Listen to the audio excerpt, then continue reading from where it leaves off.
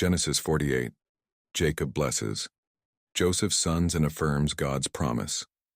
A powerful moment of blessing, legacy, and God's unstoppable plan unfolds. Don't miss how Jacob flips expectations and secures the future of a generation. Like, share, and follow for more epic Bible insights. The journey continues. Let's go deeper together. As Jacob neared death, Joseph was informed of his father's illness. He brought his two sons, Manasseh and Ephraim, to visit. When Jacob heard Joseph had arrived, he gathered his strength and sat up in bed. Jacob recounted to Joseph how God had appeared to him in Luz, Canaan, blessed him, and promised to make him the father of a great multitude, giving the land to his descendants as an everlasting inheritance. In a significant gesture, Jacob formally adopted Joseph's two sons, Ephraim and Manasseh, giving them equal status with his own sons Reuben and Simeon.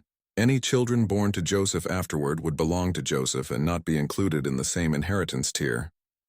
Jacob also recalled the sorrowful loss of Rachel, Joseph's mother, near Bethlehem. When Jacob saw the boys, he asked who they were.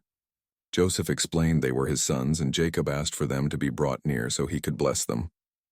Though nearly blind, Jacob embraced and kissed the boys, expressing deep gratitude to see not only Joseph again, but also his children. Joseph respectfully positioned his sons for the blessing, Manasseh, the older, at Jacob's right hand and Ephraim, the younger, at his left. But Jacob crossed his arms, placing his right hand on Ephraim and his left on Manasseh. He invoked God's blessing upon them, the same God who guided Abraham, Isaac, and himself, the shepherd who had protected him throughout his life, and the angel who had delivered him from harm. He prayed that their names would carry forward the legacy of Abraham and Isaac, and that they would grow to fill the earth.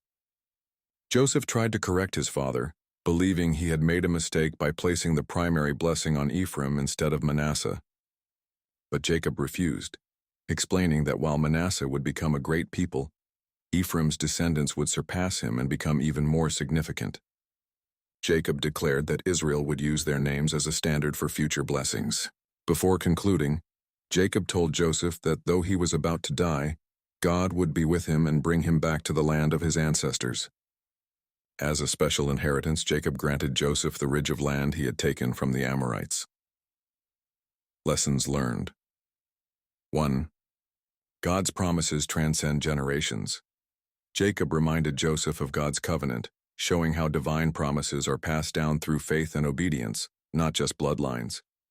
2. Spiritual adoption matters.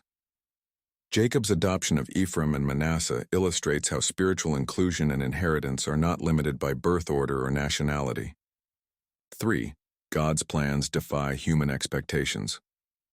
Jacob's choice to bless the younger son over the older challenges cultural norms, showing that God's plans are not bound by tradition. Gratitude in life's final moments. Jacob's joy at seeing Joseph and his grandsons reminds us to cherish life's blessings, even in our final days. 5. Respect for elders and authority.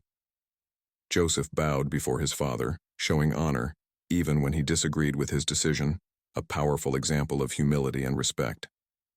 6. Legacy is more than land. Jacob gave Joseph not only physical land, but a spiritual legacy. This shows that our spiritual inheritance and values are as important as material possessions. Would you like a visual quote or social media caption for this chapter too?